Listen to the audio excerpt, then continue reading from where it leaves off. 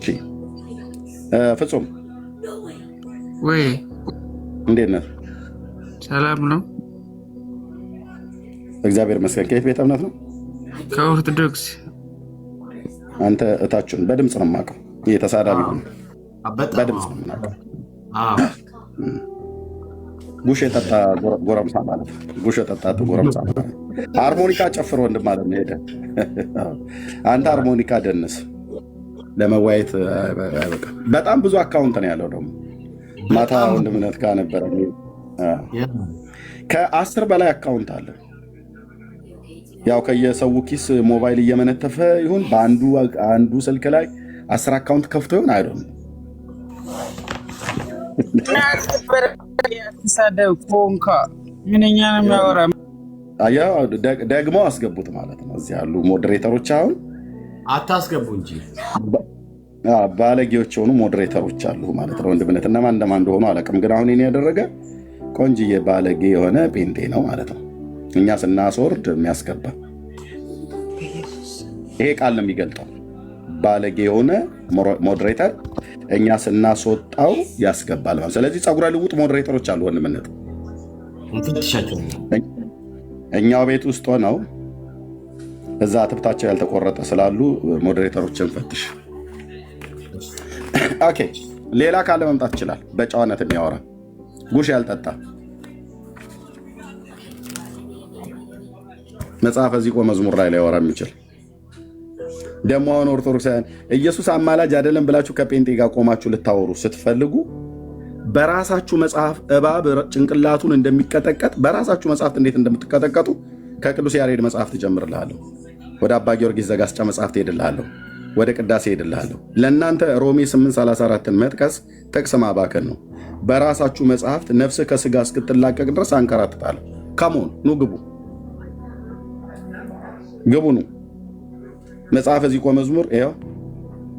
እኔ ማንበብ ካልቻልኩ አንተ ታነብልኛለህ ማለት ነው። አንተ ትተረጉምልኛለህ ማለት ነው። ኑ ግቡ። እሺ ሚኒሊክ እንኳን ደህና መጣ። አይ ቲንክ የጠመጠመ እንደሆነ ስለማስብ ካህን ይሆናል ብዬ አስባለሁ። እንዴት ነህ ሚኒሊክ?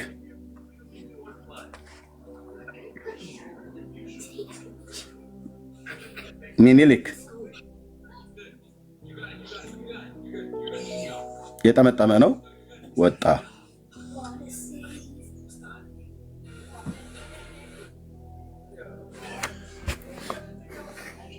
አለ አለ ወይ? ኢየሱስ አሁን አማላጅ አይደለም ብላችሁ ስትሉ በሰማያት የቤተክርስቲያናችሁ መጽሐፍቶች ምን ይላሉ? ቅዱስ ያሬድ ምን አለ?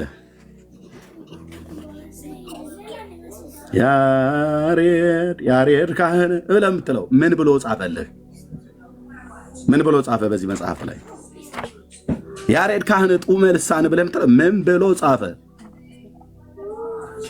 አሬ እናቱን ዶኬና ሽሮ የሚበላ ሰውዬ ይህን ገብቶ ይተረጉምልኛል፣ ይነግረኛል ማለት ነው። ኦርቶዶክሳዊ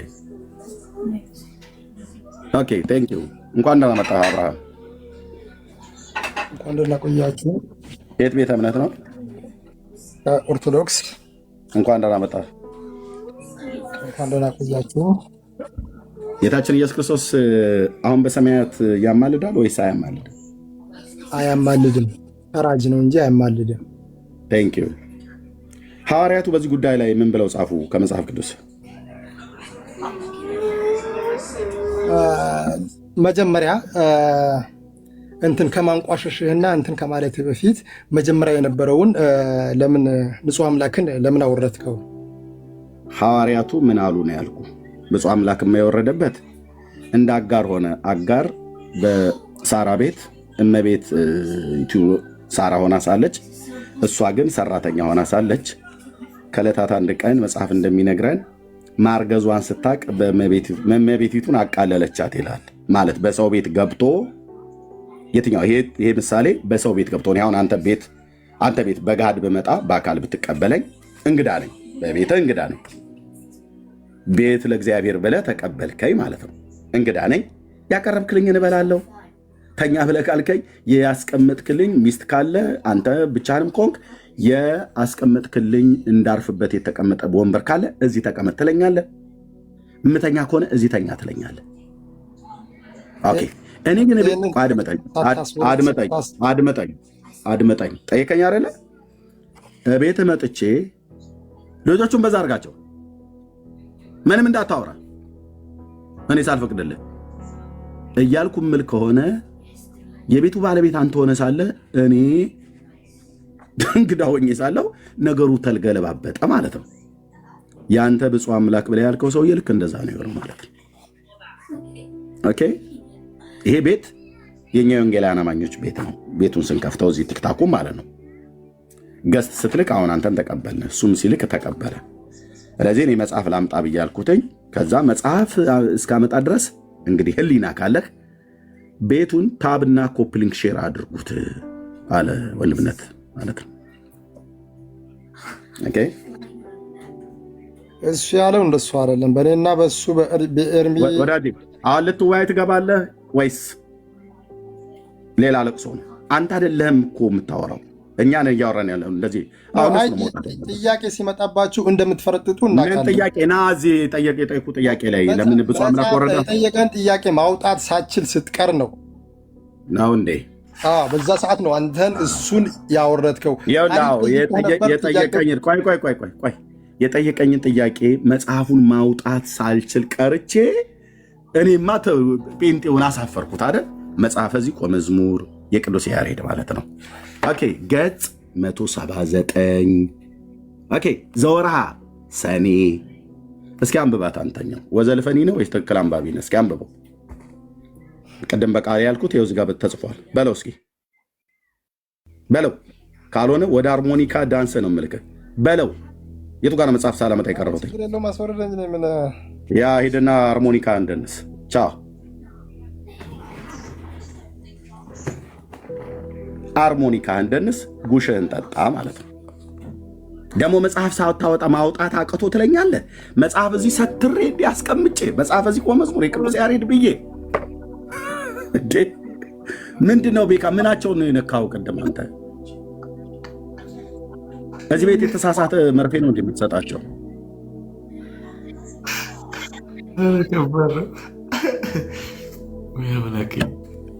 ይኸው ሳሳያቸው አያነቡም። በቃሌ ስናገር ተሳስታ ንባቡን አችለውም ይላል።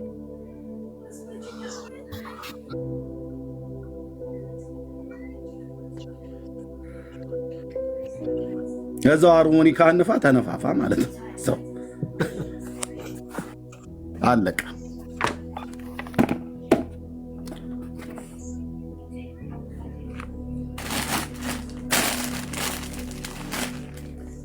ሌላ አለ? እስቲ ሁለት ቁጥር ጻፉ። ኦርቶዶክስ መግባት ትፈልጉ ካላችሁ ሁለት ቁጥር ጻፉ። በአንድ ጊዜ ሁለት እናስገባ። እስቲ ኦርቶዶክስ ያላችሁ ገስት ላይ በጣም በዛችሁ። አም ሶሪ እንዴት ብዬ ላስገባ? እሺ አንተ ግን ኦኬ። አይ ጥሩ ነው። ምንም አትል።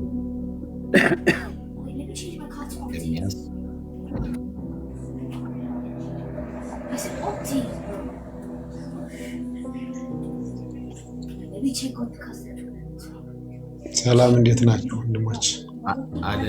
ጸዲ የምትባል ግን የዩጭፋን ፕሮፋይል ኦርቶዶክስ ነኝ ልትል ነው ብራዘር። ቦልኩት እስቲ ይህን ልጅ አንዴ ቦልኩት ፕሊስ። ታትቦልኮ ይስማ ነውር ከጻፈ ሚት መደረግ አለበት። እሺ እንኳን ደህና መጣህ።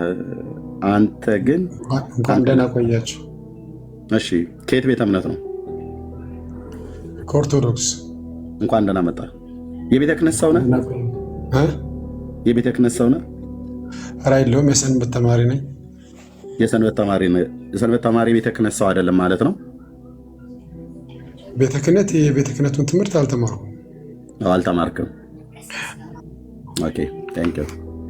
ምንም አልተማርክም? በውሸት እግዚአብሔር ይከብራል ወይስ ሰይጣን ነው የሚከብረው? ሰይጣን ነው የሚከብረው።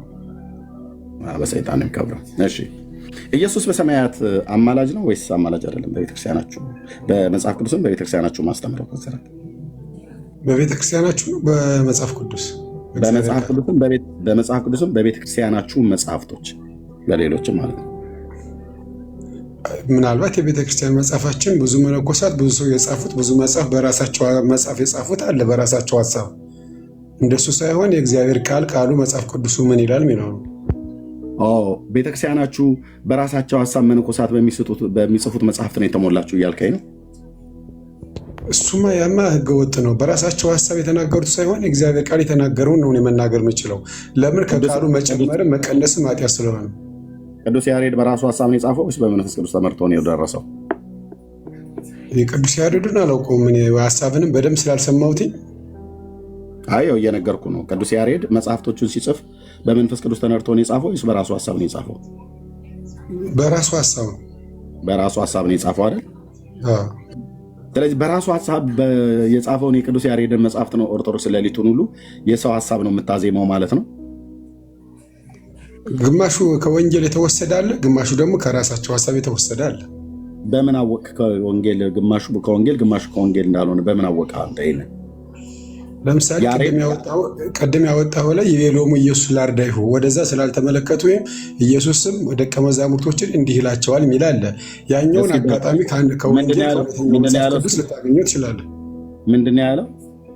ይቤሎሙ ኢየሱስ ላርዳይሁ። እሺ ቀጥሎስ ያለው? ቀጥሎ ያለውን አላየሁትም። ተነገረኝ እነግርሃለሁ። ችግር የለም። እሺ እሱ የማን ቃል ነው? ይሄ የኢየሱስ ቃል ነው። ወደ ታች ሀሳቡን አልተሰማሁትም። እሺ ላሳየህ። እሺ አንብብልኝ ስለሚርቀን። ግድ የለም ታነባዋለህ። እኔ ማንበብ አልቻልክም ስለተባልኩኝ ታነባዋለህ። ለምን እየቻልክ እንዴት አትችልም ይባላል? ይህ ችንፈትን ያለመሸነፍ ነው። ግድ የለም ይኸው አንብብ።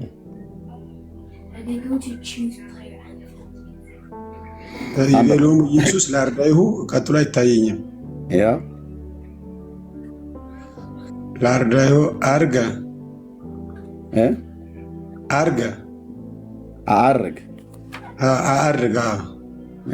እሺ አርግ ሰማይ ሀበ አቡየ ወአቡክሙ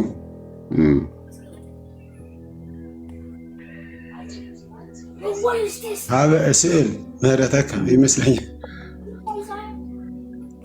ሀበ እስእል ምህረተ አንብብልኝ ችግር የለም። በእንተ ሊያየ በቃ ይህ ምንድን ነው? መንትላ ላይ ያለውን ነው ዮሐንስ ወንጌል ላይ ያለውን። ቅዱስ ያሬድ ደግሞ ያንን ህዛ ወስዶ እኔ ወደ አባቴ አድርጋለሁ እያለ ነው ለደቀ መዛሙርቶች የነገራቸው። እንደሚያደርግ ወደ ሰማይ እንደሚሄድ ነው የነገራቸው። ምን ሊያደርግ ትእዛዙን ሊፈጽም በቃ በምድር ላይ ብዙ ሀበ ስዕል ማለት ነው ማለት ነው። ልለምንላችሁ ለመለመን ምንን ሀበ ስዕል ምህረተ ይላል አይደል? ምህረትን ምን ወደምልላችሁ ይላል። ወደ ምለምንላችሁ ወደ እግዚአብሔር ወደ አብ ወደ አባቱ። ስለዚህ ምህረትን ወደሚለምነው ወደ አብ ነው ሄደው ማለት ነው። ስለዚህ ምህረትን ይለምንላቸዋል ማለት ነው በሰማያት። ስለዚህ ኢየሱስ አማላጅ ነው ማለት ነው። መጀመሪያ የሰው ልጅ አዳም በገነት ነበረ። የጠየኩ በል። ስለዚህ ኢየሱስ አማላጅ ነው ማለት ነው። በሰውነቱ ያማልዳል። አማላጅ ነው። ኦኬ። ስለዚህ አሁንም በሰማያት ኢየሱስ አማላጅ ነው ማለት ነው። አሁንማ አንዴ ፈጽሞልን ሄዷል። አሁንማ በቀኝ በግርማው ቀኝ ነው ያለው። ሀበ እስእል ምህረተ ብሎ የሚለው ምህረትን ስለእናንተ ወደምለምንበት ብሏል አይደል? አርግ ሰማዬ ወደ ሰማይ ወደ አባቴ ወደ አባታችሁና ወደ አባቴ ነው ያለው። ሀባቤ ወአቡክሙ። ስለዚህ ምህረትን ወደምለምንበት አርጋለሁ አላቸው። ለምን? ምህረትን ስለእናንተ ወደምለምንበት ብሎ የሚለው ኢየሱስ አሁን በሰማያት ሆኖ ምህረትን ይለምናል ብሎ የሚለውን አንተ ታምናለህ ማለት ነው። እኔ ሁልጊዜ ሁልጊዜ ጎንበስ ቀና ይላል ብዬ እንትን አልልም። አንድ የኛም ማልዶናል፣ ወደ አባቱ ሄደ፣ ወደ እኛ መንፈስ ቅዱስን አጽናኙን ላይ ሰጠን። በአዳም ምክንያት ኃጢአት የነበረውን መካከለኛ ሆኖ አስታረቀን፣ አማላደን፣ አዳነን። ስለዚህ አሁን ኢየሱስ ዕለት ልመናን አያቅርብ እንጂ አንድ ጊዜ ግን ባቀረበው ልመናና ጸሎት ለዘላለም ይማልዳል ብለህ ታምናለህ ማለት ነው። አጨብጭቡለት ወገኖች። ይሄ ነው የወንጌላውያን ትምህርት። ይሄ ነው የሐዋርያቱ ትምህርት። ኦርቶዶክስ ወደዚህ እውነት ድንጋይ ወደ ተራራ የማምጣት ያህል የከበዳት ይሄ ነው እውነቱ። ይሄ ነው እውነቱ። እኛስ ጴንጤዎች ታዲያ ምን አለን?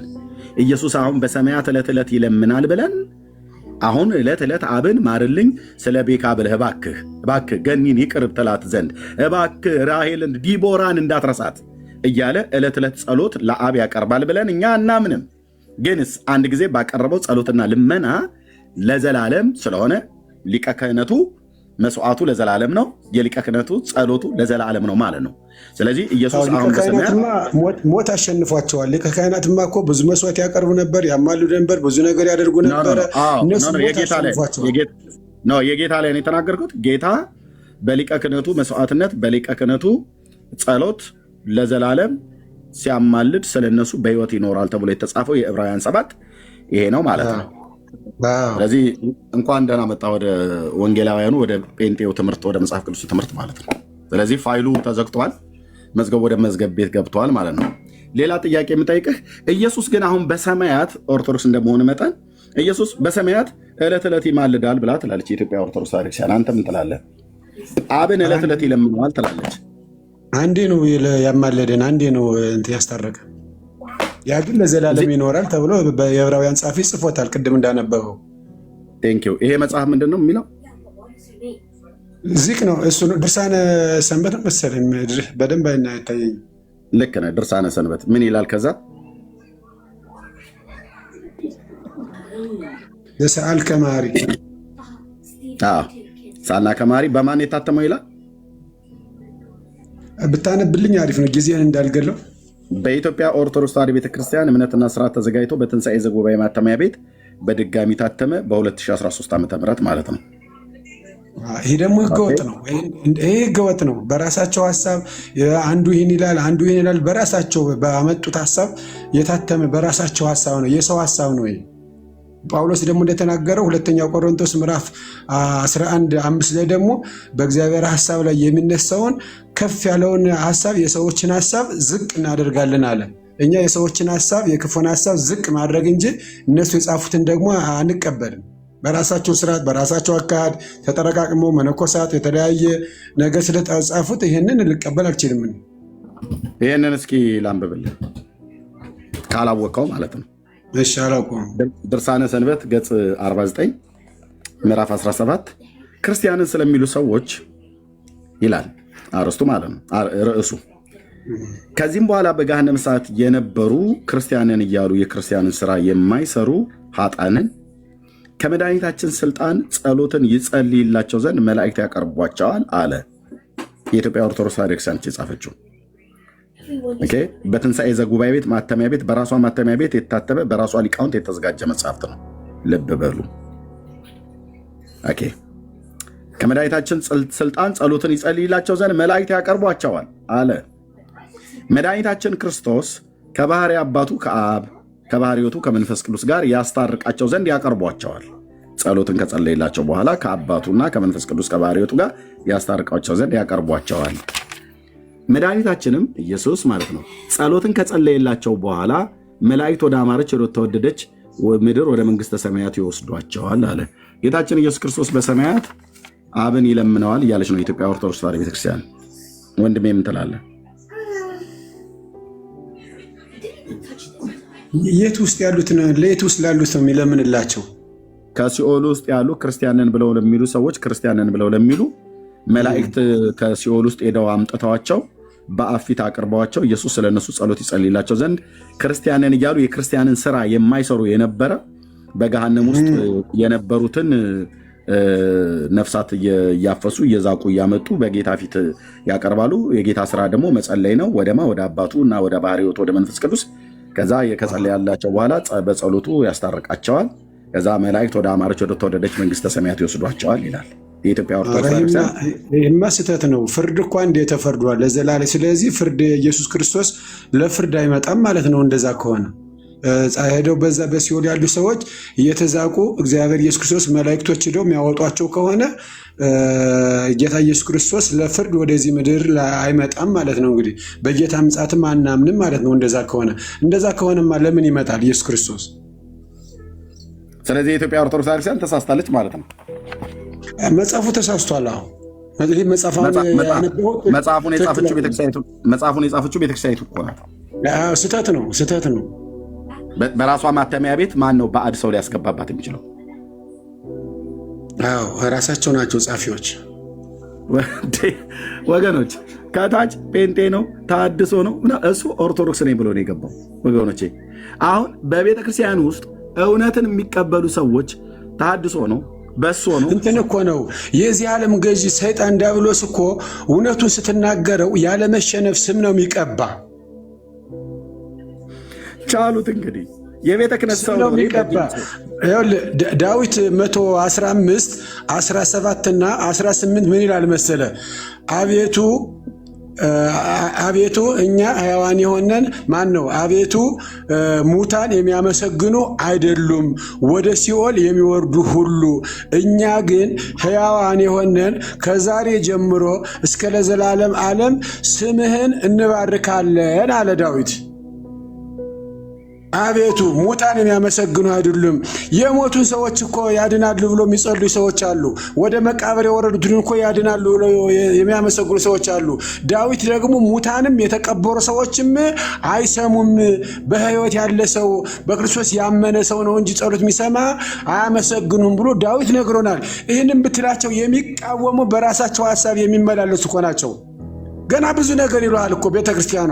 እነ ጳውሎስ እኮ ታስረዋል በገበያ ላይ ወንጌሉን ለመሰከራችሁ ለምን ተናገራችሁ ተብለው። ጴጥሮስ እኮ ታስሯል። እዚያ በኋላ ምን አለ? እኛ ያየነውን የቀመስነውን የዳሰስነውን ምን እንናገራለን። ዮሐንስ እኮ አንደኛ ዮሐንስ ላይ ተናግሯል።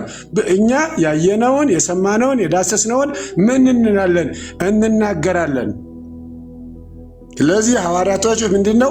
ተዘከሩ መኳንንቲክሙ ዘነገርክሙ ቃለ እግዚአብሔር፣ የእግዚአብሔር ቃል የነገሯችሁን ዋኖቻችሁን አስቡ ስለሚል እኛ ደግሞ የእግዚአብሔርን ቃል አንጨምርበትም አንቀንስበትም። ኦርቶዶክስ ነኝ። በግዴታ ማስወጣት አለ? ማንም አያስወጣም። ማንም አያስወጣም። ኦርቶዶክስ ቤተክርስቲያን የእኔ ናት። ማንም ንቅንቅ አያደርገኝም። ሄጄ አቁሜ አስቀድሼ እውነቱን እውነት የሰይጣንን ወደዛ ወርውሬ የሰዎችን ሀሳብ ምን ይላል መሰለ? ዮሐንስ ወንጌል ምዕራፍ 12 ከቁጥር 42 ላይ ምን አለ መሰለ?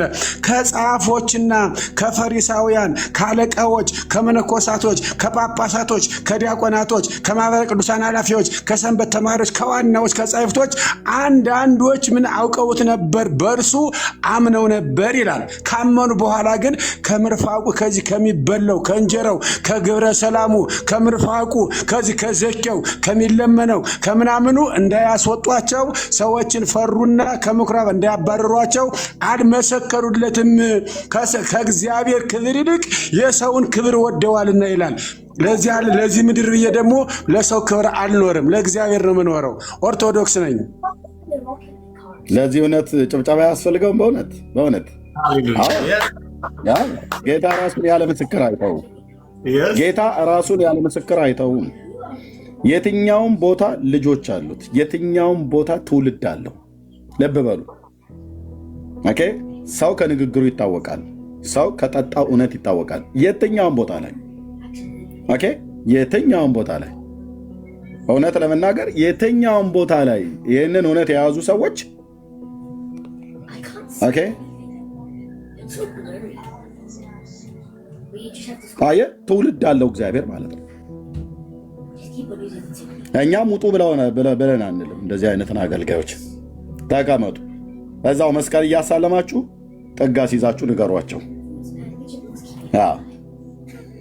በቃ አሁን 35,000 የነፍስ ልጆች ያሉኝ እነሱ ሁላ እንደኔ ነው የሚከታተሉት። እነዚህ ጣዖታትን ዝክዝክን አያመልኩም። የሚያስወጧቸው ናቸው። እነሱንም እንደነ እስጢፋኖስ ዋጋ እንከፍላለን። አለቀ። ጴጥሮስ ምን አለ መሰለ? ጴጥሮስን አትቀበል ማለት ነው ኦርቶዶክስ ቤተክርስቲያን። ሐዋርያው ጴጥሮስን እኮ ትቀበላለች፣ ታምናለች እኮ በጴጥሮስ። ጴጥሮስ ደግሞ ሁለተኛ ጴጥሮስ ምዕራፍ 3 ላይ ቁጥር 1 እና 2 ምን አለ? ነቢያት ሐዋርያት የመሰከሩትን እኛ ደግሞ በእነሱ ተመርኩዘን እሱን ቃል እንናገራለን አሉ። እንደውም ሌላ ቦታ ምን አለ መሰለ? በሰው የሚታመን ስጋ ለባሹን ደግሞ ክንዱ የሚያደርግ ልቡን ከእግዚአብሔር የሚመልስ እርሱ ምን ያለ ነው? የተረገመ ነው።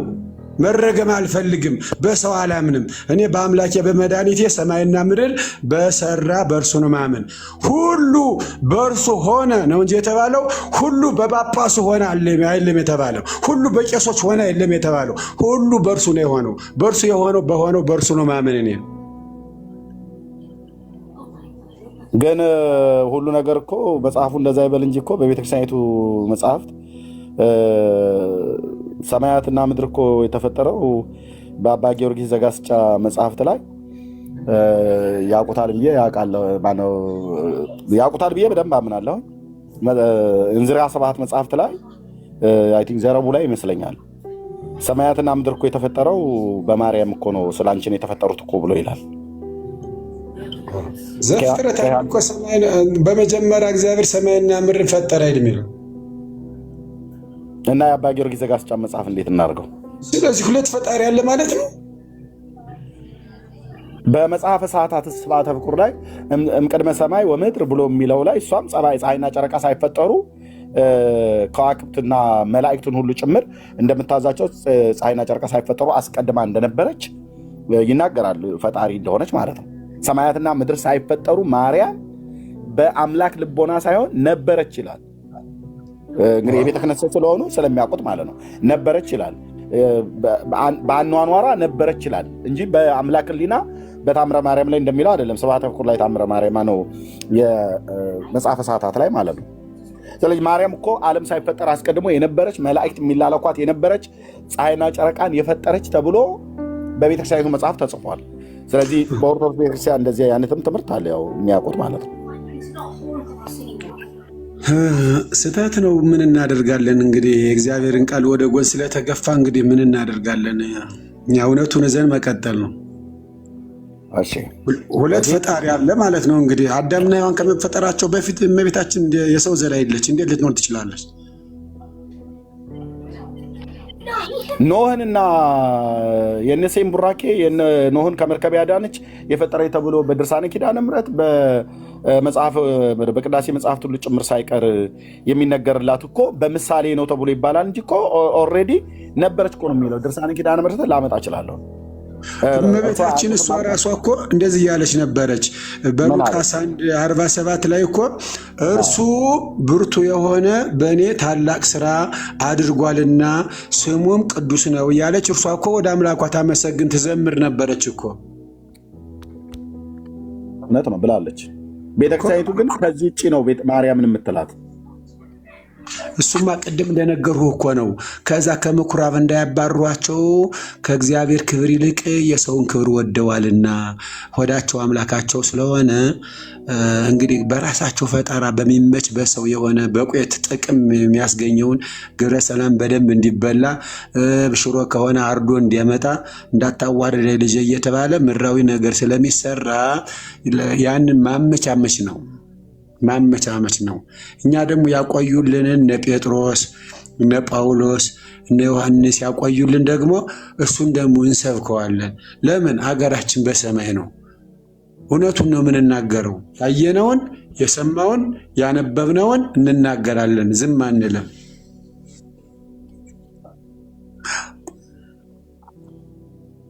ትክክለኛ ከሆነች ካዲያ በኦርቶዶክስ ትክክለኛዋ ከሆነች ካዲያ ለምንድን ነው አንድ መምህር ሲቀጠር 200 ሺህ ብር ካላመጣ ሙስና ብለው የሚቀበሉት? ለምንድን ነው ጳጳስ ሲሾም 5 ሚሊዮን ብር የሚቀበሉት? ለምንድን ነው?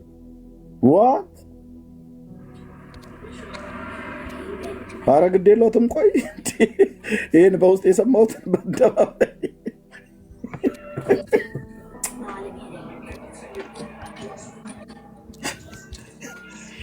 እኔማ 2 ብር የለኝም።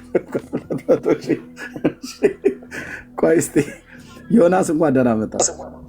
ከታች አለው አሁን በሺህ ቤትማ አያወሩ 200 ሺህ እንደ በዚህ በኑሮ ውድነት 5 ሚሊዮን ይቆየን። ቆይ የሂሳቡ ጉዳይ ይቆየን። ዮናስ እንኳን ደህና መጣ።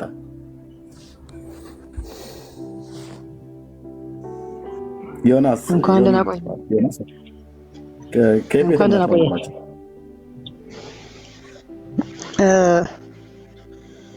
እኔ እንኳን ኦርቶዶክስ ነኝ። እሺ ሀሳባችሁን ሙሉ ለሙሉ አልስማማም። አባታችን እሱ ጋር አንተ ግን አንተ ነው የሚሉት ያነሱት ሀሳብ ልቀበለው አልችልም። አውራቸው እስኪ አባታችን። ኧረ ወንድም እኔም ምንም አባት አልባልም፣ የሰንበት ተማሪ እኮ ነኝ። እሺ ጥሩ ወንድሜ፣ ያነሱት ሀሳብ ትንሽ አንዳንዴ አንድ ሰው ስህተት ቢሰራ ሁሉን ሊወክል አይችልም አይደለ? እሱ ትክክል ነው፣ ግን ስህተቱ አለ። ስህተቱ ምን አይነት ስህተት? በእምነት ዙሪያ ስህተት ያለ አይመስለኝም። እንደ እምነት ግን አንድ ሰው ለምሳሌ 12 ልጆች ቢኖሩት አንደኛው ስህተት ቢሰራ 12ቱም ሊወክል አይችልም። ቅድም ያነሱት ለምሳሌ ጳጳስ በሙስና ሊሾም ይችላል፣ ካህን በሙስና እንትን ሊል ይችላል። እሱ ላይ ትምህርቱ ላይ መጀመሪያ የገንዘቡ ጉዳይ ይቆያልኩት በኋላ ወይ ታወሩበታላችሁ። በመጀመሪያ ስለ ጌታችን ስለ ኢየሱስ ክርስቶስ ምልጃ በሰማያት ከቅዱስ ያሬድ መጽሐፍት ላይ ከቤተክርስቲያኒቱ ማለት ነው። እንደዚሁም መጽሐፈ ዚቆ መዝሙር ማለት ከዛም ድርሳነ ሰንበት ላይ አይተናል። መጽሐፍ ቅዱስ የሐዋርያቱ ትምህርት ግልጥ ነው። በኢትዮጵያ ኦርቶዶክስ ተዋሕዶ ቤተክርስቲያን የኢየሱስ ክርስቶስ አማላጅነት ለምንድነው በአደባባይ በእኛ መቃብር ላይ ካልሆነ በስተቀር አንቀበልም ተብሎ የተባለው?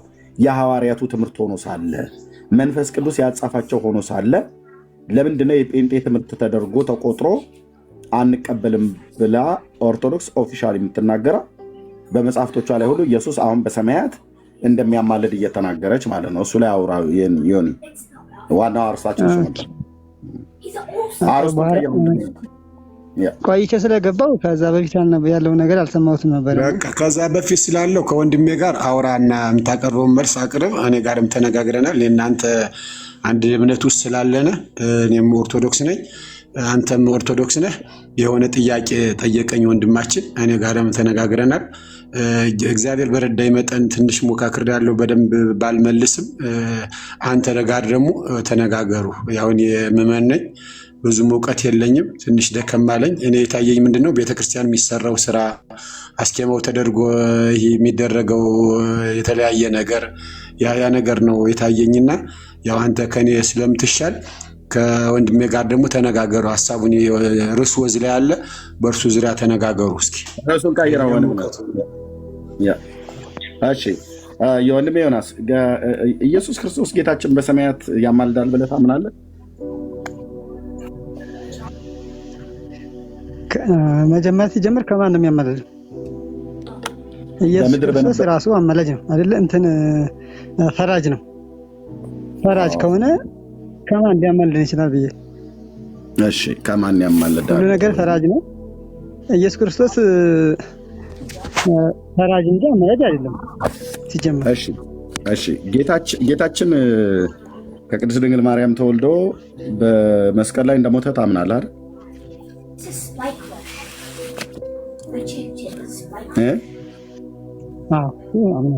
በመስቀል ላይ ሞት ለሰው ልጆች በደልና ቤዛ እንደሆነ ታምናለህ?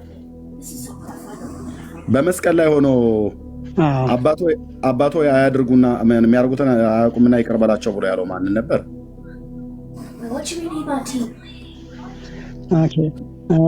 እንግዲህ መድኃኒታችን ኢየሱስ ክርስቶስ እግዚአብሔር አንድም ሶስትም ነው ብለን ነው የጠየቁ ላይ ሶስትነቱና አንድነቱ ላይ እኛ ስላሴ አማንያን ስለሆነ ችግር የለብንም። በመስቀል ላይ ሆኖ አባቶ የሚያደርጉትን አያውቁምና ይቅር በላቸው ብሎ ያለው ማንን ነበር እኮ? ከሶስቱ አንዱ አካል ወልድ ስለሆነ ወደዚህ ምድር ላይ የመጣው በግብር በስም እነዚህ ሶስት ናቸው። እኔ ሶስትነትና አንድነት ጥያቄ የለብንም። እኛ ስላሴ አማንያን ነን። የሶስትነትና የአንድነት አስተምህሮተ ስላሴ ትምህርት ችግር የለብንም። እየጠየኩ ያለሁትኝ በመስቀል ላይ ሆኖ አባቶ የሚያደርጉትን አያውቁምና ይቅር በላቸው ያለው ማንን ነበረ ነው ያልኩት። እሱማ አብን ነው። አዎ፣ ስለዚህ ወልድ ወደ አብ ለምኗል ማለት ነው አይደል? ለመነ ማለት አይደለም፣ ግን ሶስትነታቸውን ለማመልከት ነው። ወልድ ወደ አብ ለመነው እኮ ሶስትነታቸውን ለማመልከት ነው። ዞሮ ነው። ቆይ ወንድሜ፣ ወልድ ወደ አብ ወደ እግዚአብሔር አብ ለመነው ወይስ አልለመነም? በመስቀል ላይ ሆኖ አሁን እሱ እንዲያግዘው እሱ እንትን እንዲል አይደለም። ዞሮ ዞሮ የጠየቁት አግዘኝም ብሎዋል ብሎ አይደለም ያልኩት። እኔ የሚያደርጉትን አያውቁምና ይቅር በላቸው ብሎ ስለ ኃጢአተኞች ልመናን ለምኗል፣ ምልጃን ማልዷል፣ አልማለደም ነው ጥያቄው እኮ። አሁን እኮ እኔ አሁን እዚህ ጋር ያለው ይቅር በላቸው ያለው እሱ በስጋ ነው የመጣው። በስጋ ወደዚህ ዓለም በመምጣቱ ከላይ ባለው ካለው ከአባቱ ጋር እንዳልተለየ ሶስቱም በአንድ ናቸው ነው። ይቅር በላቸው ያለው አብን ነው አይደለ? አዎ አብን ማለት ነው። ይቅር በላቸው ብሎ ሲል ለማኝ ነው ወይስ ለማኝ አይደለም? ምሕረት ለምኖላቸዋል አልለምንም? አሁን ይቅር በላቸው ሲል እሱ እንደማያድን እንደማይፈል ለማሳየት አይደለም። ዞሮ እዚህ ጋር ምሕረትን ለምኗል አልለምንም፣ ምሕረትን ለምኗል አልለምንም ነው ያልኩህ። አሁንም እዚህ ጋር ያልተግባባን እኔ ሲመስለኝ። አይ እኔ አልተግባባንም ማለት ነው። ተግባባን፣ በደንብ ነው እየተግባባን ያለው። ምሕረትን ለምኗል አልለምንም ለበደለኞች ሰዎች፣ ይቅር በላቸው ላላቸው ሰዎች፣ የማያውቁትን ስለሚያደርጉ ሰዎች ምሕረትን ለምኗል አልለምንም?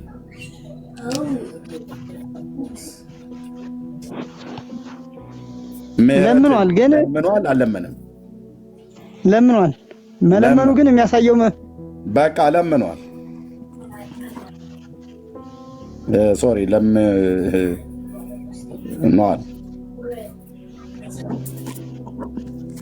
ኦኬ ለምኗል። ማንን የለመነው? አብን ነው አይደል? አዎ ወደ አብ ነው እንትን ያለው አብን። ቅድም ስጠይቅህ ኢየሱስ በሰማያት ይለምናሉ ይስል ከማን ወደ ማን ነው የሚለምነው ብለኸኛል። ለምንድን ነው እንደዛ ያልከኝ? እኮ የለምነው አሁን እኮ እዚህ ጋር ምን መሰለህ፣ አንድ ሰው የሚለምነው ለምንድን ነው? አሁን ለምሳሌ አንተ አማላጅ ትልካለህ አይደል? የሚለምነው ለምንድን ነው አይደል መልኩ የጠየቅኩትን ቅድም ኢየሱስ በሰማያት አሁን ይለምናሉ ይስል እሱ አምላክ ነው ማን ወደ ማን ይለምናል ብለህ ለምን አልከኝ? እዚህ ጋር እኮ ሶስትነቱን ለማሳየት ነው። እሱ በስጋ ነው የመጣው ወደዚህ ምድር ላይ በስጋ መምጣቱን ለመግለጽ ነው።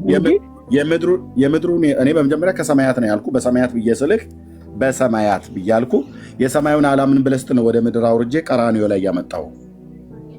ማን ወደ ማን ይለምናል ብለህ ስትል ባይዘ የኦርቶዶክሳውያን ትምህርት ሲፋቅ ሰባልዮሳዊ ነው ማለት የክደት አድመጠኝ እንደዛ እያልክ በፍጹም ምናምን ነገር እያልክ በደንብ አድምጠኝ፣ ሰው ስለሚቀዳም ማለት ነው። የሰባልዮሳውያን ትምህርት ማለት ምን ማለት ነው? አንድነቱና ሶስትነቱን ሽምጥጥ አድርገው ይክዱታል። እዚህ ጋር ሲደርሱ ሶስትነቱን ለማመልከት ነው አንድነቱን ለማመልከት ነው ብሎ የሚል ድራማ ለመስራት ይፈልጋሉ። ኦኬ። ስለዚህ ይሄ አውጣኪያውያን ትምህርታችሁን በደንብ የሚያውቁ ያውቃሉ። ኦኬ። ስለዚህ ጌታችን ኢየሱስ ክርስቶስ በሰማያት ይለምናሉ ብዬ ስጠይቀው እሱ ከማን ወደ ማን ነው የሚለምነው ሲለኝ፣ ስለዚህ ማውረድ ነበረብኝ። ቀራንዮ ያመጣሁት ከሰማያት ከአብ ቀኝ ጌታን ሳይሆን ራሱን እዛ ጥያቄ ላይ ነበረ ከላይ ነበረ። ስለዚህ ሰውየውን ይዤ ቀራንዮ መምጣት ነበረብኝ። ቀራንዮ መጠን ወልድ አባቱን ለመነ። ምን ብሎ? ይቅር በላቸው ብሎ። ለማ? ለኃጢአተኞች፣ ለአመፀኞች። አዎ። በዚህም ቃል መሰረት የትንቢተ ኢሳይያስ መጽሐፍ ምዕራፍ 53 ኢሳይያስ ማለት ነው ቁጥር 12 ተፈጻሚ የሆነ ማለት ነው። ስለ አመፀኞች ማለደ ብሎ የሚለው ትንቢት ተፈጸመ ማለት ነው። ስለዚህ ጌታችን ኢየሱስ ክርስቶስ አባቱ እግዚአብሔር አብን ስለ አመፀኞች ይቅርታን ለመነ። በዚህ ምክንያት አስታረቃቸው፣ አማለዳቸው፣ ከአብ ምሕረትን ለመነላቸው። 4 ነጥብ። የኦርቶዶክስ ትምህርቷ ተዘበራረቀባት ማለት ነው። ግራ መጋባት። ይሄንን ያደረገ ጌታ በዚሁ በመስቀል ላይ ባደረገው ቤዛነት እንዲሁም በመስቀል ላይ በለመነው ልመና በዮሐንስ 17 ላይ በለመነው ልመና በዕብራውያን 5:8-9 ላይም በለመነው ልመና ሊቀ ካህን ነውና መስዋዕተ አቤልን ዕጣነ ዘካርያስን የተቀበልክ ብላ ቤተክርስቲያን በቅዳሴ እንደምትለው አቤል ሞቶ መስዋዕቱ እስካሁን ድረስ ይናገራል። ብሎ ይላል መጽሐፍ ቅዱስ ማለት ነው። ኦኬ። ስለዚህ የአቤል መስዋዕት እንኳን ከተናገረ የኢየሱስ ክርስቶስ መስዋዕትነትማ ይናገራል ማለት ነው። ያው ከአቤል ደም ይልቅ የሚሻለውን ነው የሚናገረው ማለት ነው። ኦኬ። ስለዚህ ጌታችን መድኃኒታችን ኢየሱስ ክርስቶስ ቆንጅዬ አማላጅ ነው። ማን ያለው? መጽሐፍ ቅዱስ። ታላላቁ ነቢያት ያሉትን ትተን አባ ጊዮርጊስ ዘጋስጫና ኦርቶዶክስን አንሰማ። ታላላቅ ሐዋርያት የተናገሩትን ትተን በመንፈስ ቅዱስ ኢንስፓየር ሆነው ተመርተው በመንፈስ ቅዱስ ተመርተው የጻፉ ቅዱሳን ነቢያትንና ሐዋርያት የተናገሩትን ቃል ትቶ ይለምናል ማነው ይማልዳል ብሎ የሚለው ቃል ለጌታችን ለኢየሱስ ክርስቶስ አይቀጸልለትም። ምክንያቱም ይሄ ለፍጡር የሚነገር እንጂ ለፈጣሪ የሚነገር አይደለም ብሎ የሚለው የኦርቶዶክሳውያን ሰው ሰራሽ ከሆነ ትምህርት ውጡና እናንተ ናችሁ ለኢየሱስ ክርስቶስ ምልጃ የሚለው አይቀጸልም ያላችሁት እንጂ ሐዋርያቱማ ምልጃ የሚለው ቃል ይቀጸላል ብለው አድምቀው ጽፈውታል። ስለዚህም ጌታችን ኢየሱስ ክርስቶስ ያማልዳል ማለት ነው። ይህንን ያደረገ ጌታ አሁን በሰማያት ዕለት ዕለት የአብን ጉልበት እየሳመ ዮናስን ይቅር በልልኝ፣ ኤርምያስን ይቅር በለው፣ ዲቦራን ይቅር እንዳትላት ብሎ አይልም ማለት ነው።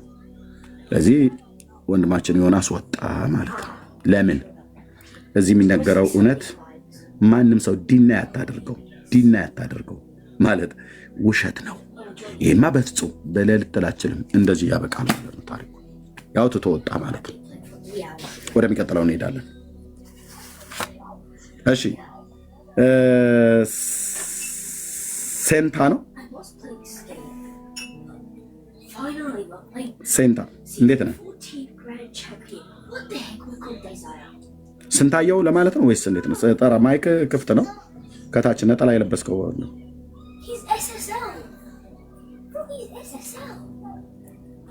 ወንድ ማለት ስንቴ ነው? እሺ አውቆ ነው፣ ደንግጦ ነው። በቃ ደንግጦ ነው። ይሄ መለከትን ቢነፋ አይነቃ። መላእክት ራሱ ላይ ያለው ላይ ኦኬ። እሺ በበቃይ ነው የምትወጣው። እሺ ሳሚ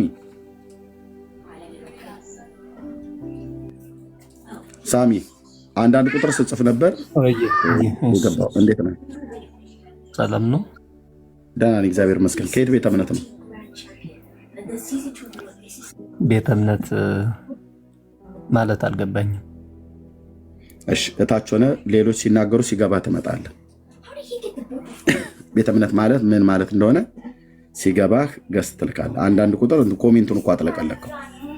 ሰዎችን ስንጠይቅ ይሄንን እንኳን ሳይገባ ቀርቶ ነው ለአንተ እንደገና ደግሞ ሲገባ ታች ሆነ ተማርና ምን ማለት እንደሆነ ሌሎችን ስንጠይቃቸው እሱን ሰምተህ እዛ ትመጣለህ ማለት ነው። ኦኬ ሌሎች አላችሁ ወገኖች? የኦርቶዶክሳውያን አንዱ መልስ ኢየሱስ ያማልዳል ብለህ ስትላቸው እሱ አምላክ ነው፣ ከማን ወደ ማን ይለምናል ይሉዋል። የሥላሴ ሶስትነት የአካል ሶስትነትን እና የስም ሶስትነትን ይረሱታል። እንዴ ይሰለሱ በአካላት ወይ ተዋህዱ በመለኮት ብሎ የሚለው ይረሳዋል። ነገሩ የተያቀውና አንዳንዱ ዝም ብሎ ሥላሴ ስንት ናቸው ብሎ አንዴ መምህር ጌታቸው የጠየቀው ማለት ነው። ምሳሌም በላይ ደኑ ሊነግራቸዋል አይደል?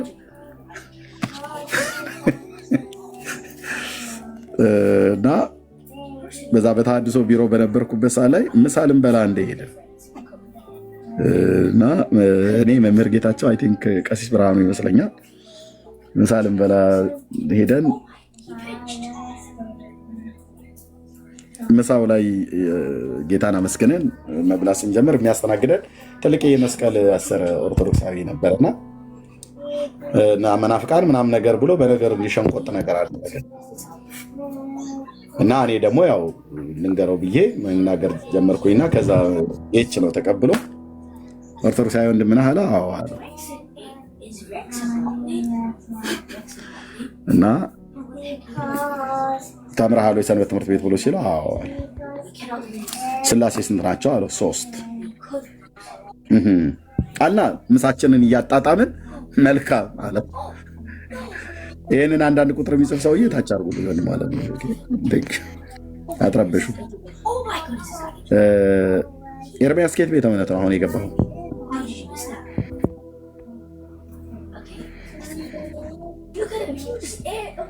ሰዎች የሚናገሩና የማይናገሩ መሆናቸውን እየለያቸው አስገቡ። ደጋግሞ ነው አንድ ቁጥር ዛፋ ያስገባሁት እና በነገራችን ላይ ኖት ብሎክ ከቦለክንማ ሰዎች አይሰሙም። ኖት ብሎክ እኔም ቤት እዚህም ቤት አይፈቀድም። ከዚህ በኋላ ብሎክ እንዳታረጉት።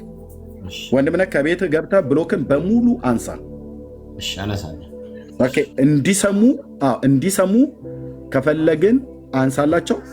መጥተው ሲሰሙ የሚጽፉት ነገር ካለ እጃቸውን ማሰር ብቻ እንዳይጽፉ ማለት ነው። ከዛ ወይ ይሰማል ወይ ይሄዳል። ቦለክንማ ማለት እዚህ የምንናገረው ነገር እንዳይሰማ ማለት። አሁን እኔ ከዚህ በኋላ ብሎክ የሚባል ነገር ቤቴ እንዳትጠቀሙ። እኔም አላረገውም። ተሳስቼ እንኳን ካረክ ኤርሚ ቃልህን አክብር በሉ። አይደረግም። ወንድምነህ ፕሊስ ሞዴሬት ማነው ብሎክ ላይ ያሉትን በሙሉ አንሳቸው። ሲመጡ እንደዚህ ሲጽፉ ሞዴሬት ተከታተለ። ያላስፈላጊ ነገር ከጻፈ ሚዩት ነው ማድረግ እና ያ ወንድም እኛን ሲሰድበን የነበረ ስላሴ ስንት ናቸው ብሎ መምህር ጌት ጠየቀው። 3 አለ። ትክክል አይደለም መልሱ? ልክ ነው። ማን ናቸው ብሎ ሲለው የ4 ኪሎ ስላሴ፣ የሽሮ ሜዳ ስላሴ ብሎ ሶስተኛውን ስላሴ እቺም እንደዛው ናት። ቴንክ ዩ። ወደ ሃርሞኒካ ዳንስ ዛሬ በጣም ብዙዎች ወደ ሃርሞኒካ ዳንስ ሂዱ። ምሽት ነው እና የሶስተኛ ጌታ ምስክር እኔ በምግብ ትንታ በሞት የዛን ቀን ነበር የምሞተ የነበረው። የ4 ኪሎ ስላሴ፣ ሽሮ ሜዳ ስላሴ ስንት ናቸው ብሎ 3 ብሎ ሲል ሶስትነታቸው እንደምን ማን ብሎ አለው። አረሳው። እሱን ልጅ አረሳው። ቆንጆ ኦርቶዶክሳዊ የዋህ ኦርቶዶክሳዊ ነው። አንዴ ደግሞ እንደዚሁ ከቤቴ ወደ ቢሮ እየሄድኩ እያለው ጠዋት ተነስቼ ሲሄድ እውነት ቀኑን ስላላስታወስኩት ይጠራረግ ነበረና እየተጠራረገ ይጫጫስ ነበር። ገባኝ። ግን እንዴት አደራችሁ ምናምን ነገር ብዬ እዛ የሚጠራረገውን ሰው እግዚአብሔር ይመስገን ብሎ ካለኝ በኋላ እንኳን አደረሰህ አለኝ። ምንድነው ዛሬ ብዬ ስለው ቅዱስ ሚካኤል ያረፈበት ቀን ነው ያለኝን አረሳውም። ይሄ ሁሉ ተቆጥሮ ነው 60 ሚሊዮን ገባን ብሎ የሚለው ማለት ነው። ብፁዕ አቡነ ኤርሚያስ የተናገሩት ቃል ቪዲዮ አላሰማችኋለሁ። ህዝባችንን አላስተማርነው አሉ ብፁዕነታቸው። ህዝባችንን አላስተማርነው፣ መሰረታዊ የሆነ የክርስትና ትምህርት አያውቅም።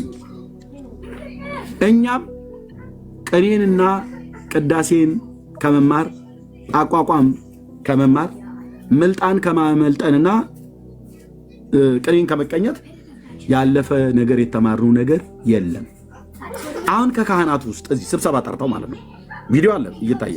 አሁን ከካህናት ውስጥ ተነሱና በዚህ መካከል የኢትዮጵያ ኦርቶዶክስ ቤተክርስቲያን መሰረታዊ እምነቷ ምንድን ነው ተናገሩ ብዬ ብል ማን ነው ከዚህ መካከል እጁን የሚያወጣ? አቅማችንን ታውቁት የለ ወይ? የብፁዕ አቡነ ኤርሚያስ የሰሜን ወሎ አህጉረ ስብከት ሊቀ ጳጳስ ንግግር ነው። እናስ ከ1700 ዓመት በኋላ ልጆቻችንን ወደ ሰንበት ትምህርት ቤት ገብተን አስገብተን መሰረታዊ ትምህርት እናስተምራቸው። ህዝባችን አያቅም። ስለ ሃይማኖቱ ባያቅ አንፈርድበትም። አላስተማርንም፣ እኛም አናቅም አሉ። ኦርቶዶክሳውያን ምንድነው ያለችው? ሰርገኛ መጣ በርበሬ ቀንጢሱ ማለት ነው። እድሜ ስትቆጥር ኖራ ለልጆቿ ገና ሀብላ ሰንበት ትምህርት ቤት ከዚህ በኋላ ለሚነሳ ትውልድ ኦርቶዶክስ እንዲያውቅ ሰንበት ትምህርት ቤት እስካሁን ያለው ትውልድ ዳቦ መብላት፣ ጠላ መጠጣት፣ ስለ ሃይማኖት ሲጠይቁት መሳደብ፣ መራገም፣ ማሳደድ፣ የራሱን ሳያውቅ የሰውን ሃይማኖት ማንቋሸሽ፣ ጴንጤ በሰልባጅ በስንዴ የመጣ ብሎ ማለት፣ ያንተ በምመጣ ብለህ ትለው በወርቅ ነው በዳይመንድ ነው ብሎ አይልም። ቢልም መረጃ አምጣ ብለህ የለም የለም። እና የብፁዕነታቸውን ቪዲዮ አሰማቸዋለሁ እዚህ ያለው ማለት ነው። ለዚህ ነው የአምላኩን የእግዚአብሔርን ቃል የማያውቅ ሰው መጽሐፍ ቅዱስን ሳያነብ እንዴት እግዚአብሔርን አውቃለሁ ማኑ ሃይማኖት እንዴት አለ ብሎ ይላል? ኦኬ እንዴት ይላል ወገኖች? እሺ ያው እና እናወራለን። እሺ ኪነ ጥበብ ዘጎጃም ሰላም ነው። እግዚአብሔር ይመስገን። እንኳን ደህና መጣ። ይመስገናል። እሺ ጌታችን መድኃኒታችን ኢየሱስ ክርስቶስ ከኦርቶዶክስ ነው አይደል? ይቅርታ ቴንክ ዩ። ጌታችን መድኃኒታችን ኢየሱስ ክርስቶስ በሰማያት አሁን አማላጅ ነው ብለህ ታምናለህ? አላምንም። ለምን? አማላጅነቱን ጨርሶ ሄዷል ብዬ አምናለሁ። ቴንክ ዩ። ቅዱስ ጳውሎስ ሐዋርያው እና ሌሎችም ቅዱሳት ሐዋርያት በአዲስ ኪዳን መጽሐፍታቸው ላይ አማላጅነቱን ጨርሶ እንደሄደ ካወቁ ለምንድነው አሁን በሰማያት በአብ ቀኝ ሆኖ ስለኛ የሚማልደው ብለው የጻፉት? ለምሳሌ እንደ ሮሜ መልክ መጽሐፍ ምዕራፍ 8 ቁጥር 34 እንደ ዕብራውያን መልክ መጽሐፍ ምዕራፍ 7 ከቁጥር 22 እስከ ቁጥር 25 ድረስ ባሉ እና ተመሳሳይ ኃይለ ቃላቶች አሁን በአዲስ ኪዳን ክርስቶስ በአብ ቀኝ ሆኖ እንኳን ስለኛ የሚማልደው ብሎ በኃላፊ ጊዜ አይደለም የተናገረው፣ በአሁን ጊዜ ይናገረዋል። ለምንድን ነው ይህን ቅዱስ ጳውሎስ የተናገረው? ሮሜ ስንት ነው ያልከኝ? 8:34 እሺ እግዚአብሔር ይማልዳል የሚል ነው። ኢየሱስ ይማልዳል ነው የሚል እሱ። ክርስቶስ የሚማልደው ክርስቶስ ይማልዳል።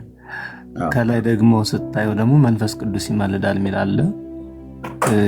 ስለዚህ ክርስቶስ ማለት መንፈስ ቅዱስ ነው ማለት ነው። ክርስቶስ ማለት መንፈስ ቅዱስ ነው ማለት ነው። አብ ወልድ መንፈስ ቅዱስ አንድ አካል። እኔ ስለማን ነበር የጠየቅኩ? ለኢየሱስ። ኢየሱስና መንፈስ ቅዱስን የለየ አስተምሮተ ሥላሴ ሶስትነትና አንድነቱን የሚያውቅ ሰው ነው እዚህ የጠየቀ። ጴንጤ ነኝ ልብ በል። የጠየቅኩ ስለ መንፈስ ቅዱስ ማማለድ አይደለም። ከፍ ብለህ ብትለኝ በደንብ አውቀዋለሁ። ቁጥር 26 ላይ መንፈስ ቅዱስ ይማልዳል ብሎ የሚለው እኔ የጠየቅኩ ግን ቁጥር 34 ነው። በክርስቶስና በመንፈስ ቅዱስ መካከል የአካልና የስም ልዩነት የለም ብለህ ካልከኝ ኦኬ። እኔ ያልኩ ግን ክርስቶስ ይማልዳል በአብ ቀኝ ያለው ብሎ የሚለው መንፈስ ቅዱስ አይደለም። በአብ ቀኝ የተቀመጠው ወይ ደግሞ በአብ ቀኝ ያለው ብሎ ያለው ወነበረ በየማነ አቡሁ ማን ነው?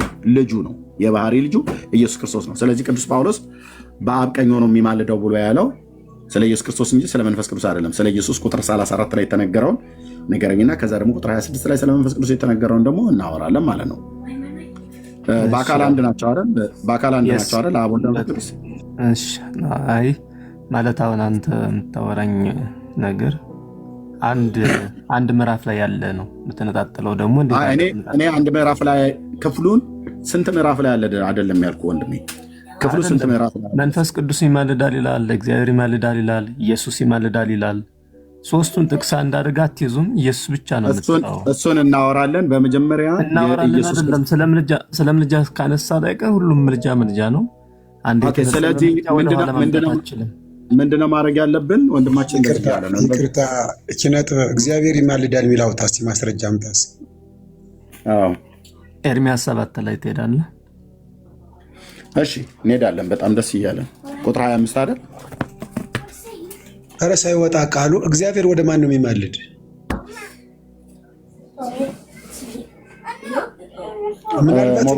እንዳንተ ኦርቶዶክስ ነኝ አትሳቀቅ። ማወቅ ስለምፈልግ ነው።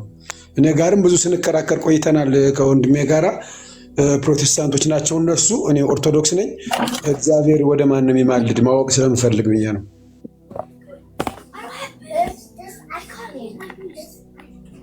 እየጠየቀ ነው ኪነ ጥበብ። እግዚአብሔር ነው። እግዚአብሔር ወደ ማን ነው የሚማልደው? ስንት ኪነ ጥበብ አለህ? መጽሐፍ ማውጣት ብሏል። ያወጣት ኪነ ጥበብ ዘጎጃም ሲሞን እኮ ነው። ሲሞን ነው። እንደዛ ነው። ኦኬ ነው እንዴ? ኦኬ ኪነ ጥበብ እንዳትሳቀቅ። እኔም እንዳንተ ኦርቶዶክስ ስለሆነ መረዳት ስለምፈልግ ከአባቶች እግዚአብሔርም ይማልዳል ብለሃልና እች ማወቅ ስለፈለግኩኝ እግዚአብሔር ነውና እግዚአብሔር ደግሞ ወደ ማን ነው የሚማልደው? ወይም ትንሽ ማስረጃ እንድሰጠኝ እኔም ነገ እንድበረታ ለመናፍቃን ደግሞ መልስ እንድዝ በደንብ ማወቅ እንድችል ወደ ማን ነው የሚማልደው? አንድ ሰው ጋር ባወራ ደስ ይለኛል። ምናልባት ሁለት ሶስት ከምኖች ቀጥሎ እሱ ጋር ይማልዳል ስለሚል ቃል ብቻ ስለተነሳ ይማልዳል የሚለውን ነገር ካሰበሰብ ነው ብዙ ቦታ ላይ ይማልዳል የሚል አለ። ሊግባባችሁ አይችልም። ሌላውን ይማልዳል ትታችሁ አንድ ኢየሱስ ብቻ ይማልዳል የሚለውን መያዝ ጥሩ አይመጣም። በጣም ኔጌቲቭ ፊሊንግ ነው የሚሆነው። እሺ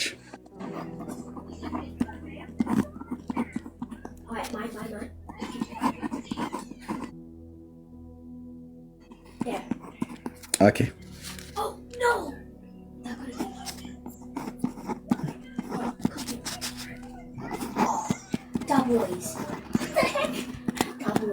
እስከ 27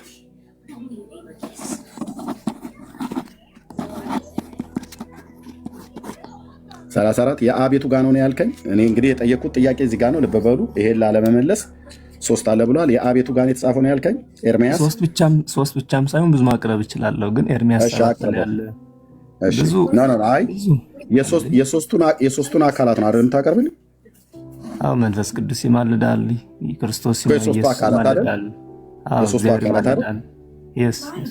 ኦኬ እግዚአብሔር አለ። ኦኬ እግዚአብሔር አራተኛ አልጻፍኩም ማለት ነው። አዎ እግዚአብሔር በየራሱ ለሰው ልጆች ይማልዳል። ኤርሚያስ 7 ላይ አብ አይደለም ማለት ነው። ኤርሚያስ 7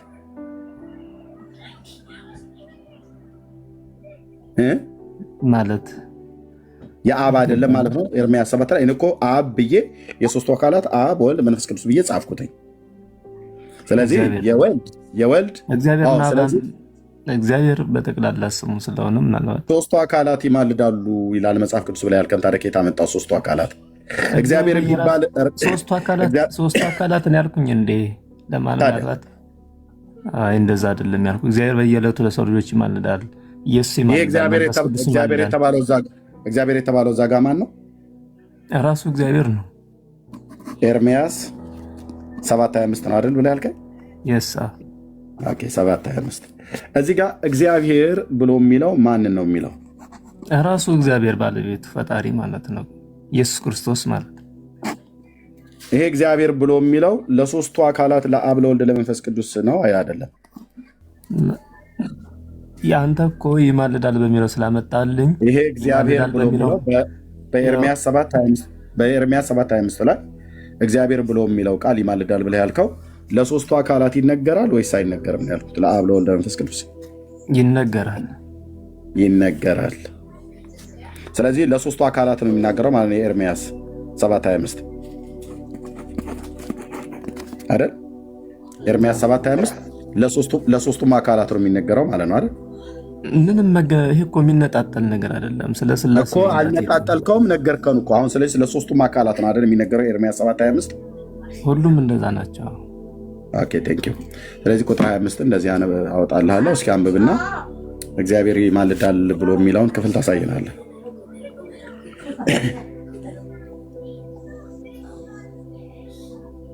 እና ይኸው እዚህ ያወጣሁልህ ነው እና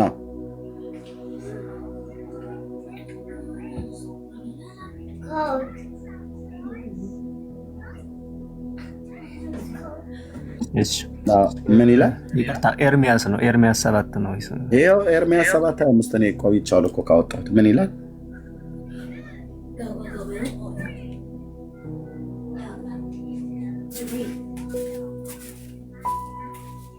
ኪነ ጥበብ ዘጎጃም እያነበብኩት ነው። ሁሉም እኮ አንብቦታል እኮ። ምን ይላል ነው? ለምን አታነበውም? በሆድ ነው እንደምታነበው። አንብበው። ያምላክ ቃል አይደል እንዴ?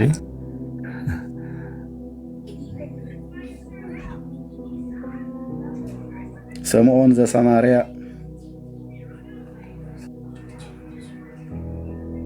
እሺ፣ አነበብ ነው። ሁሉም አንብቧል መሰለኝ። ምን ይላል? አንብብልን፣ አንብብልን።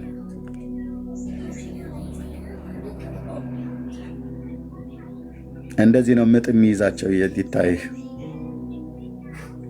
መጽሐፍ ቅዱስን አንብብ ብሎ ስትል ያዕቆብ ጨዋታ ድብብቆሽ ሄዶ ይደበቅልናል። ምን ልበላቸው? ምን ልበለው? አንብብ እያለኝ ነው። ይህ ህዝብ ነው ክርስቲያንን ብሎ የሚልህ ማለት ነው። እባክህ ምን ይላል? አይደለም የሚሰራው። ምን እያልክኝ ነው? አነበብነው እኮ ስምዖን የሰማርያው ጠንቋይ፣ የጎጃሙ ጠንቋይ፣ የባህል መድኃኒት ቀማሚ ቅጠል እንደመበጠስ ስር እንደመማስ አይደለም። ጥቅስ አስቀምጬ አንብብ ተብለህ ስትባል አታነብም።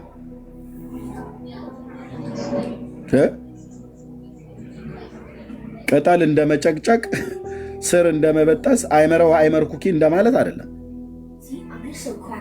መጽሐፍ ቁጭ አድርጌ አንብብ ብዬ 600 700 ሰው አስቀምጬ ስለምንህ አትንትን አትልም።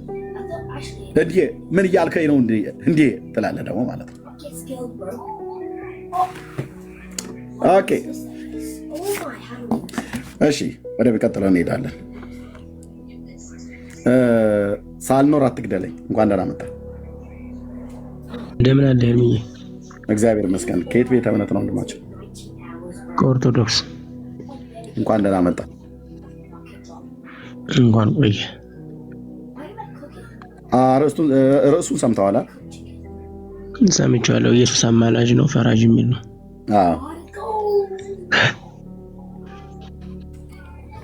እሺ ምን ትላለህ? እኔ ፈራጅ ነው የምል። አማላጅ አይደለም? በስጋው ወራት። አሁንስ በሰማያት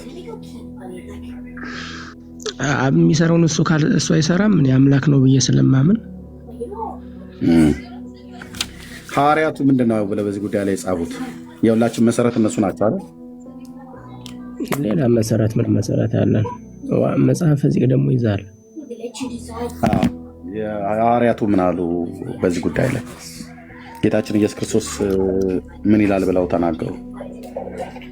ቤካ ወንድምነት አለ? ቤካ ቆይ አንዴ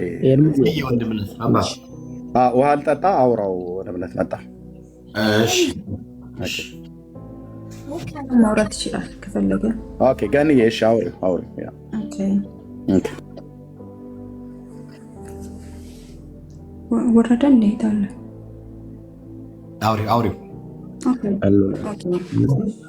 እሺ እስቲ አስረዳኝ ያንተን ነገርና አሁን ፈራጅ ነው ስትል ያው የምንማማርበት ነገር ስለሆነ ፈራጅ የሚል ነገር ከእግዚአብሔር ቃል አውጥተህ አስረዳኝ፣ እኔ ደግሞ አስረዳሃለሁ። ምንም እኮ ኤግዛም ሁሌ የምታነቡት ቃል ነው እኮ የሚደጋገም ያው ነው አንዳንዴ ላለማመን ነው እንጂ። እሺ አብ የሚያደርገውን ኢየሱስ ማድረግ ይችላል አይችልም? አሁን በሰማያት አሁን ስለ ፈራጅነቱ ነው ጥያቄና መልስ ሳይሆን ማለት ኢየሱስ ክርስቶስ ፈራጅ ነው አልከን፣ እኛ ደግሞ ኢየሱስ ክርስቶስ አማላጅ ነው የሚለው ነገር ነው። ስለዚህ ጥያቄ ሳይሆን እኔ ፈራጅ ብያለሁ ስትል ፈራጅ ያልኩበት ከእግዚአብሔር ቃል እንዲህ እንዲህ እንዲህ ትለኛለህ፣ እኔ ደግሞ አማላጅ የምንልበት እኛ ምክንያቱ ብዬ በደንብ አድርጌ የቻልኩትን ያው እነግርሃለሁ ማለት ነው። መጽሐፍ እንዲህ የሚል ጥቅስ አለ፣ እኔ አብን ስለእናንተ የምለምን አይደለሁም ይላልና ሮሜም ላይ ዕብራውያን ላይም ሲናገር ኢየሱስ ክርስቶስ ለአንድና ለመጨረሻ ጊዜ ገባ፣ እነዛ ሞት ስለሚከለክላቸው ይልና እርሱ ግን ለአንድና ለመጨረሻ ጊዜ የሚልጃን ስራ በምድር ላይ ጨርሶ ገባ ብዬ ነው የማስበው። አሁን የሰፈር ወሬ ነው እያደረክ ያለው። ለምሳሌ አብን ስለናንተ ለምን አይደለም ብሎ ያለውን የመጽሐፍ ክፍል ጥቀስላት እዚህ ጋር ምናምን ብለህ እንጂ ይሄን እንዲህ የሚል ጥቅስ አንባችሁ አታውቁም እናንተ? ይኸውልህ ማለት አንድ ጊዜ ጨርሶ ገባ የሚል በጣም ደስ የሚል ነገር ይዘህ መጥተሃል። እኛ እንግዲህ ኢየሱስ ክርስቶስ አማላጅ ነው እያለን ያለ ነው። በምን ምክንያት ነው? ወደዛ ወደኔ ወደምናገረው ብሄድ የተሻለ ይመስለኛል። ሆነም ቀረም በጣም ብዙ ጥቅሶች አሉ። ቅድም ተናገረው ነበር። እንደዛ አይደለም ቢኮዝ አንቺ ወደ እሱ ኢየሱስ ክርስቶስ አማላጅ ምንድነው ፈራጅ ነው ብሎ ሲል ምን ማለቱ ነው? እሱን ካብራራ በኋላ ለአብራራው ነገር ደግሞ መጽሐፍ እስከ ማስረጃ አምጣት አለበት። ፈራጅ ነው ብዬ ስለኔ የሚፈርድ እሱ ነው፣ በኋላም ለፍርድ የሚመጣ እሱ ነው። በአሁኑ ሰዓት ማረልኝ አይልም ነው። ችግር የለም በጥቅስ መውገተት። ያ ማለት አንተ ምንድነው በክርስቶስ ኢየሱስ መልጃ አታምንም ማለት ነው። ስለዚህ አማላጅ አይደለም። ለምን አላምንም? በስጋ ወራት እኮ ማልዶኛል እኮ ጳውሎስ አላነበብከውም? በስጋ ወራት ስለኔ በመስቀል ማን ነው የሚማልድልህ? ፈራጅ ካልከው ደግሞ ጌታ ኢየሱስ ክርስቶስ በዚህ ሰዓት ፈራጅ ነው የሚል ጥቅስ ትሰጠኛለህ። አንቺ አይፈርድም ጥቅስ ታመጫለሽ። አሁን አንተ የገባው ልትነጋገር ነው አይደል? ልትነጋገር ነው አይደል? እንትን አይደለም የሆነ ቆሜ እዚህ ጋር ሳይሆን በመረጃ ታስተምረኛለህ ማለት ነው። ጌታ ኢየሱስ ክርስቶስ በዚህ ሰዓት አልከን እሱ ፈራጅ ነው ስትል ማስረጃ አምጣልኝ። ምክንያቱም ቃል ስለሆነ ይህን አላምንህም። የኛ ደግሞ የኔን መረዳት ልንገርሽ አንዴ ስለሆነ በጥቅስ ታስረዳኛለህ። የኔን መረዳት ልንገርሽ እህቴ፣ የኔን መረዳት ልንገርሽ። መጀመሪያ የኔን መረዳት አዳምጪኝ። እኔ ኢየሱስ ክርስቶስ ማለት ነው ኦርቶዶክስን ወክለህ አይደለም አንተ ስትናገር ኦርቶዶክስን ነው ማለት ነው። ይኸውልሽ አንድ ነገር ልንገርሽ፣ እኔ ኦርቶዶክስን ወክዬ አልመጣሁም። እዚህ ጋር ቁም አራት ትጫዎች እኔ ራሴ ላውቅ ነው የመጣው የተማርከው ማለት ነው። እሺ ከአባቶች የሰማው እንደዛ ነው። እኔ ኦርቶዶክስ ወክዬ አይደለም ብራዘር። እንደዚህ ያለኝን መረዳት ልንገርሽ። አይ ብራዘር እንደዚህ ይባል የለም። ስታወራ መታወራው ኦርቶዶክሳዊን ትምህርት ኦርቶዶክሳዊን መረዳት፣ ያ ማለት ኦርቶዶክስን ነው ሪፕሬዘንት የምታደርገው። እኔ ኦርቶዶክስን አልወክልም። እንትን የግል ምናምን ነገር ተዋዳሪ ሆነ የመጣው እንትን አይደለም። ይሄ ምርጫ ምናምን አይደለም። የምታምነው እና እኔ ብስትን የቤተ ክርስቲያኗ ቆይ እስቲ ልንገርህ፣ ቤተ ክርስቲያኗ በእኔ ልክ ነው እንደ የምታስብ እሷ? አዎ እኔ ሁሉንም መጽሐፍ ቅዱስ እንኳን ብቤ አልጨረስኩም። አይ ብራዘር ስትምስተው እንደ ቤተ ክርስቲያን የምትሳተው ቢኮዝ ቤተክርስቲያን ሪፕሬዘንት ታደርገው የተማርከው ተመልከው ነው። እንደዚህ ነች ቤተክርስቲያን ያስተማረች ብራዘር።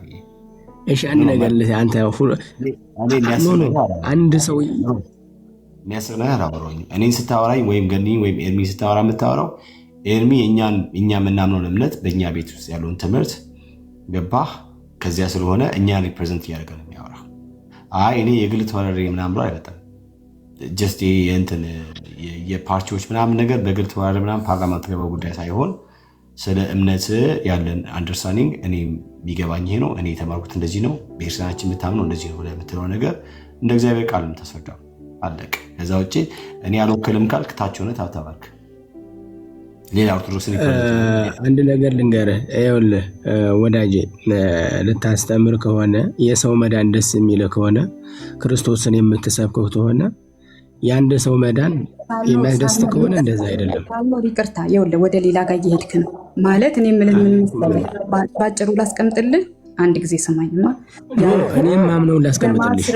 ኦኬ፣ በማስረጃ በቤተ እምነትህ ወይ ደግሞ ቤተ እምነትን ትወክላለህ ሳይሆን አንተነትህ ስትናገር በእኛ ቤተ እምነት እንዲህ እናምናለን። እኔ ደግሞ አንተ የደረስክበትን ደረጃ ድረስ ታወራለህ። እኔም እኮ እስከደረስኩበት ነው እንጂ አሉ በጣም ትላልቆች እነሱ ፊት ለፊት ቆሜ ማውራትም በጣም እንትን ያለኝ ነው። እሱ ነው የምትበልጥልኝ ማለት ነው። ወደ ፈራጅ ነው ብለኸኛል። ወደ ፈራጁ ማስረጃ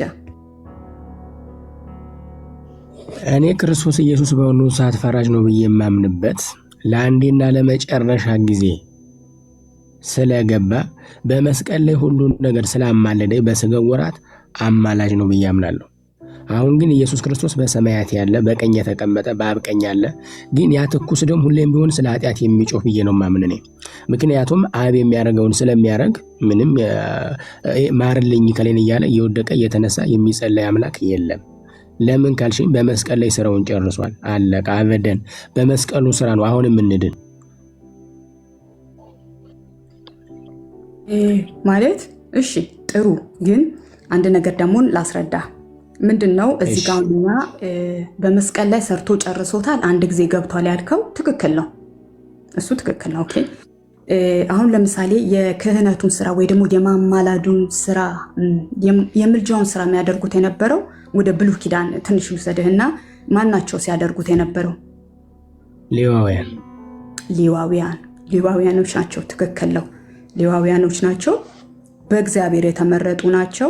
ዕብራውያን ላይ ሄደን ስንመለከት ዕብራውያን 5:1 ላይ ቆይ የኔን ሐሳብ አንተና አፌ ላይ አትግባ ነው እንዴት ነው የሚባለው? ትንሽ እንትን በይ። ዕብራውያን 5:1 ላይ ከሰዎች መካከል ይመረጣሉ ይለናል።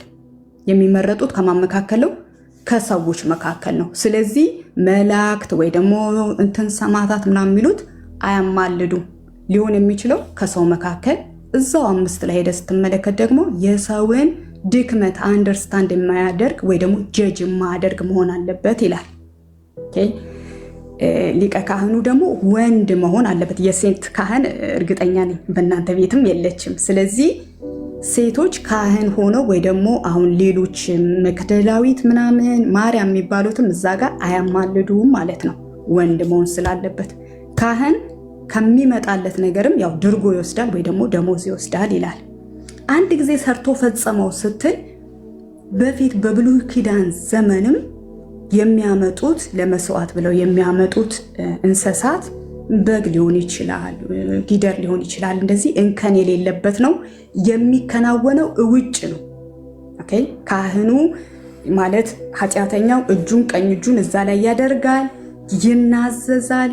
ከዛ ነው አንዱን ወደ በረሃ ይለቀዋል፣ ያኛውን ያርደው እና መቀባት ያለበት ግንባሩ ጆሮ ስር እንደዚህ እያለ ያደርገዋል። የሚቃጠለውን ያቃጥለዋል።